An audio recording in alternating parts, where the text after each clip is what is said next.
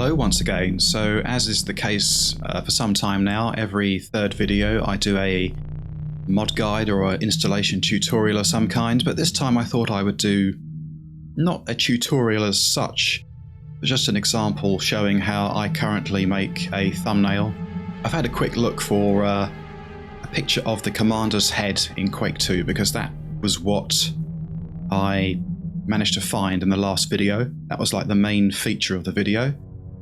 So we need to make a thumbnail for it, and here's one I like the look of. Normally I use a screenshot, sometimes I use a shot found on Google, but I like to make sure that the usage rights are not filtered by license.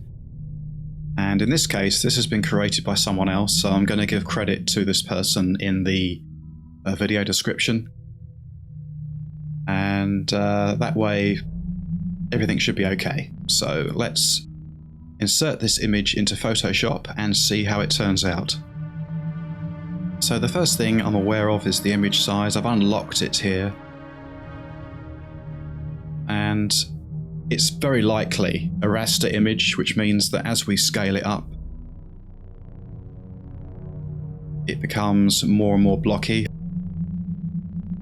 If it was a vector image, then you could scale it up and it wouldn't become pixelized, but most images used quite often, it seems, are raster images.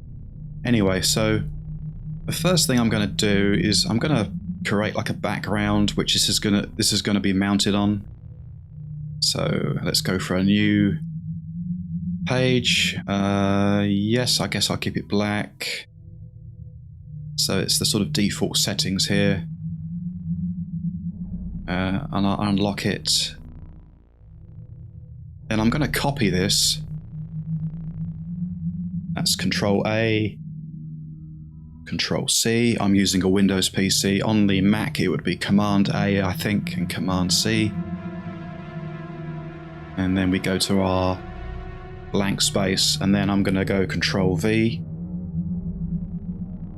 And as you can see, it's considerably smaller than the thumbnail size. So the first thing I'm going to do is press Control T to apply the free transform function, and then I'm going to hold down Control Alt, and I'm just going to see how this scales and how it looks, and so far I'm fairly happy with it. Yeah, I'm happy with that. I'm then going to crop this edge so that the bit that went off the screen isn't going to interfere with any other adjustments later on, further down the line. So image crop. So this is our base to work from. Might look at the filters first. Filter gallery. So start from the top, go for the artistic. Dry brush. I quite like that. Rough pastels is quite nice. Smudge stock, not bad. Watercolor's okay. But I think dry brush and rough pastels. I'm probably going to go for rough pastels in this one. I think, as I've heard people say before about recording in general and using image on a computer, it can come out darker in the final version. So we might consider making the exposure a bit greater. So I'll leave it at that. And then perhaps we can adjust the hue and saturation. See how this goes. Increase saturation. Oh, I quite like that. That's cyanotype. You lose the color, which is a bit unfortunate. So the hue, what happens if I change? Oh, we can change the color of the eye, which would seem appropriate, perhaps owing to the enemy. Well, I'll stay with that for now. That's kind of like a deep orangey red. And as I say, it's having a play around really, just to, like someone would with an easel and a paintbrush, just dabbing a bit of color here and there. photo filter can be very useful. So let's go for a cold one because it's the Strog. I think the default's 25%. Yeah, I think I like the last one the most. Yeah, I think I'll keep that. I went too far. What does it look like? Make it a third, 33%. Yeah, I'm fairly happy with that. You might, for example, then give it a blending option.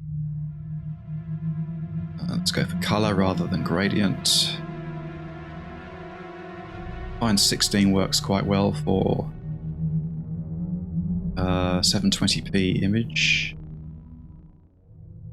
Make it about 60% opacity. Filters could try sharpening slightly. Let's go for smart sharpen, see if that gives us a positive effect. And I do quite like that. That does sort of make it stand out more. Let's try iris blur. Might be more what I'm after. That's 3, that's 2. I select 3. Okay, so the next thing I'm going to do is apply my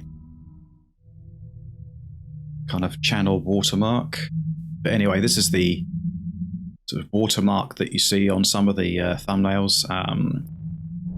Yeah, it needs redoing really. It's got some imperfections on it, and at some point I'm going to have to make a new one. But anyway, Control A, Control C,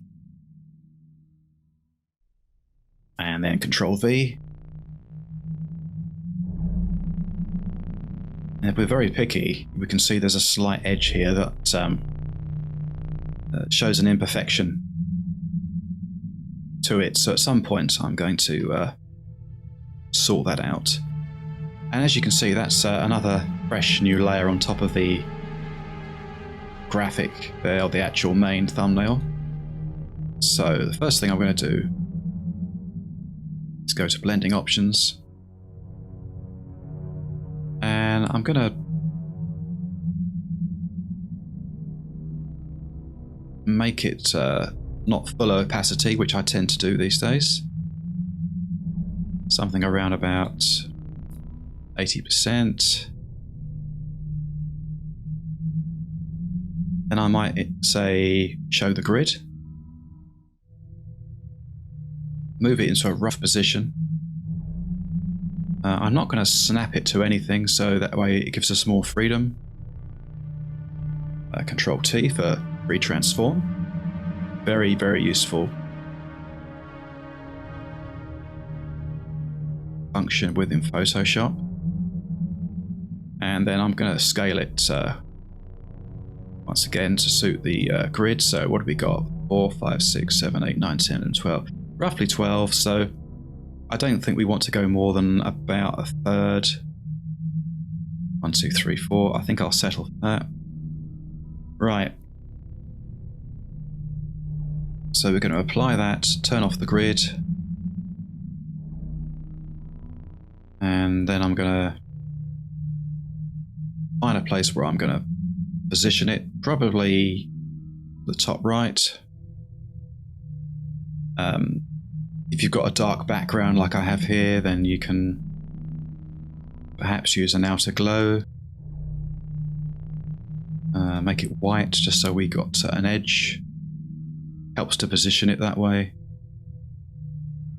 It's rather a misty glow, so let's make it much sharper and much smaller. That's it. Okay, so I think that's a good place to put the watermark. And then I'm going to right click, go to blending options. I'm going to change the outer glow now. I think I'll go for back to black. And I don't know if you can see it, but this is where the sort of edge comes into play. You can see this white line here, which is just goes to show you that I made a mistake when I created it. But what I'm going to do to try and minimize that is use the stroke Let's go for outside. Perhaps inside. Yes, that's it. We want to make it full opacity. That's it. And it's now gone. So it's a very quick thing to remedy, but I would like to update the watermark. It's so much better stuff out there when you look around. Okay, so I'm happy with that. I might change the opacity a bit more. I might drop it down to 75 or even 70. Yeah, I'm happy with that.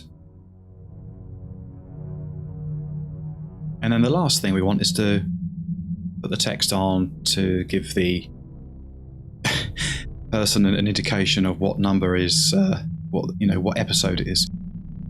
So this is clearly huge text from when I last did a stalker video. So let's delete that.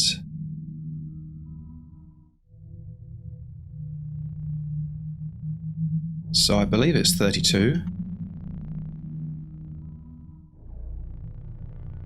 And then we're going to change the font. I've been using this one, but it's way too big. So let's drop it down. Let's just try. That's still way too large, but at least it's coming down. That's 72. Too large still, I think. Perhaps something like 60. And I think that could be okay. Let's try that. So I'm going to put it roughly in line. And the first thing I'm thinking here is that I need it to be lower opacity so that we can see a bit more of the commander's head's chin. I think I'll use gradient photographic toning. Yes, this could be the one. Selenium. Sepia. Sepia antique. Sepia highlights. That's a bit more like it. Midtones. Gold. I don't think so. Sepia. Selenium. It's quite nice.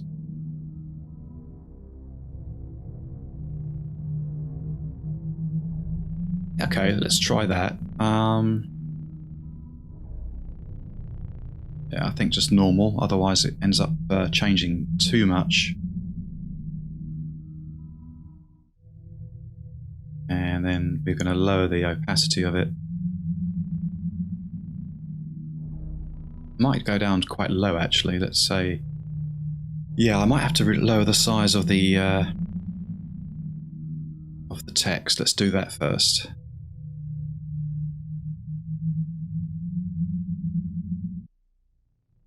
Let's make it the next one down, which is 48. I think that's a bit more agreeable up there. Probably better to have it below. And then if we want to, we can lower the... I think I'll leave the opacity for the minute at maximum, but let's apply, say, a drop shadow. Let's try making it black. Spread the size of it. About 16, that looks quite reasonable.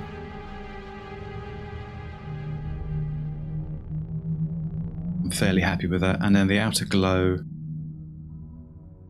we can have black again. And if I click onto the blending, we can perhaps adjust the opacity once again. So let's try dropping it down to, say, 60% for both. And I'm kind of at the point where I'm satisfied with it. I'm reasonably happy with it.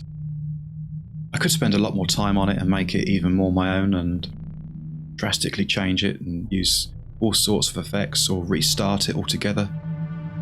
But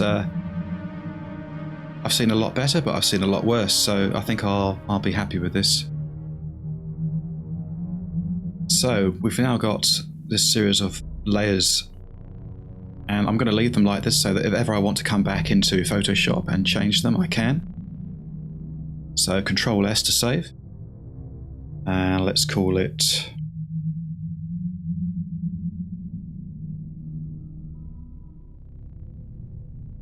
Quake 2 example thumbnail number 32.